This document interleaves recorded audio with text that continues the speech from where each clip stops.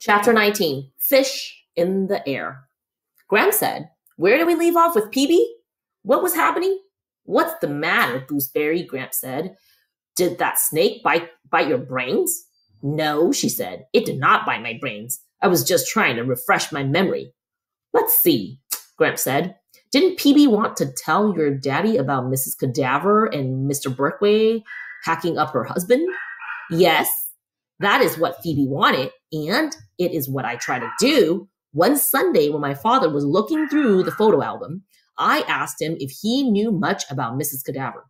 He looked up quickly. "You ready to talk about Margaret?" he said. "Well, there were a few things I wanted to mention. I've been wanting to explain," he said. I plunged on. I didn't want him to explain. I wanted to warn him. Phoebe and I saw her slashing and hacking away all the bushes in her backyard. "Is there something wrong with that?" he asked. I tried another approach. "Her voice is like dead leaves blowing around, and her hair is spooky." "I see," he said. "And there is a man who visits her." "Sal, that sounds like spying.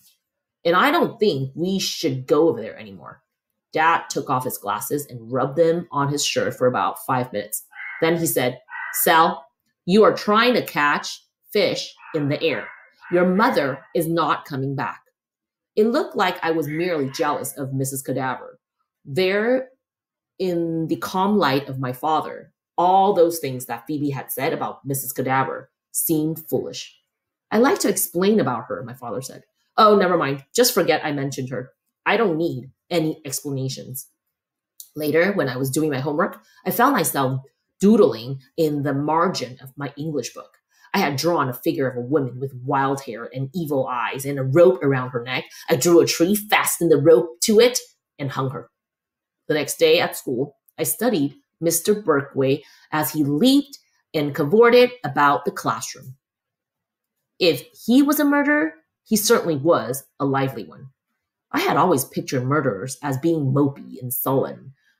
I hoped Mr. Berkway was in love with Margaret Cadaver and would marry her and take her away so that my father and I could go back to buy things. What I found most surprising about Mr. Berkway was that he increasingly reminded me of my mother, or at least of my mother before the sadness set in. There was a liveliness to both Mr. Berkway and my mother, and in excitement, a passion for words and for stories. That day, as Mr. Berkway talked about Greek mythology, I started daydreaming about my mother, who loved books almost as much as she loved all her outdoor treasures. She liked to carry little books in her pocket. And sometimes when we went on in the fields, she would flop down in the grass and start reading out loud. My mother especially liked Indian stories. She knew about thunder gods, earth makers, wise crows, sly coyotes, and shadow souls. Her favorite story were those about people who came back after death, as a bird or a river or a horse. She even knew one story about an old warrior who came back as a potato. The next thing I knew, Mr. Berkway was saying, "Right, Phoebe, are you awake? You have the second report." "Report?" Phoebe said. Mr. Berkway clutched his heart. "Ben is doing an oral report on Prometheus this Friday. You are doing one on Pandora next Monday." "Lucky me," Phoebe muttered. Mr. Berkway asked me to stay after class for a minute. Phoebe sent me a warning message with her eyebrows. As everyone else was leaving the room, Phoebe said, "I'll stay with you if you want." "Why?" "Because of him hacking up Mr. Cadaver. That's what. I don't think you should be alone with him." "He did not hack me up. Instead, he gave me a special assignment, a mini journal." "I don't know what that is," I said. Phoebe was breathing on my shoulder. Mr. Berkway said I should write about something that interested me. "Like what?" I said. "Oh, a place, a room, a person. Don't worry about it too much. Just write whatever comes to mind." Phoebe and I walked home with Mary Lou and Ben. My brain was a mess.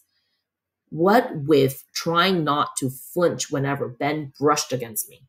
When we left, Ben and Mary Lou and turned the corner on Phoebe's street. I wasn't paying much attention. I suppose I was aware that someone was coming along the sidewalk in our direction.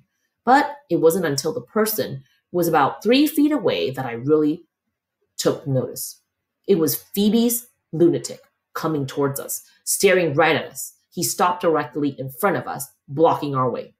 Phoebe Winterbottom, right? He said to Phoebe. Her voice was a little squeak. The only sound that came out was a tiny What's the matter? He said. He slid one hand into his pocket. Phoebe pushed him, yanked my arm, and started running. Oh my God, she said. Oh my God.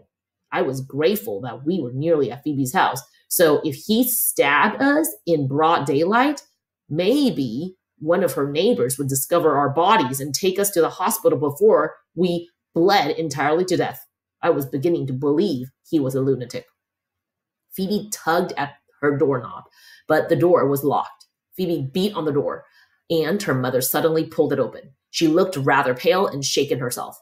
It was locked, Phoebe said. Why was the door locked? Oh, sweetie, Mrs. Winterbottom said. It's just that I thought She peered around us and looked up and down the street. Did you see anyone? Did someone frighten you? It was the lunatic, Phoebe said. We saw him just now. She could hardly catch her breath. Maybe we should call the police or tell Dad. I took a good look at Phoebe's mother.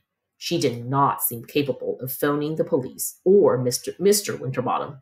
I think she was more scared than we were. She went around locking all the doors. Nothing more happened that evening, and by the time I went home, the lunatic did not seem quite so threatening. No one called the police, and, to my knowledge, Mrs. Winterbottom had not yet told Mr. Winterbottom. But right before I left Phoebe's house, Phoebe said to me, if I see the lunatic once more, I'll phone the police myself.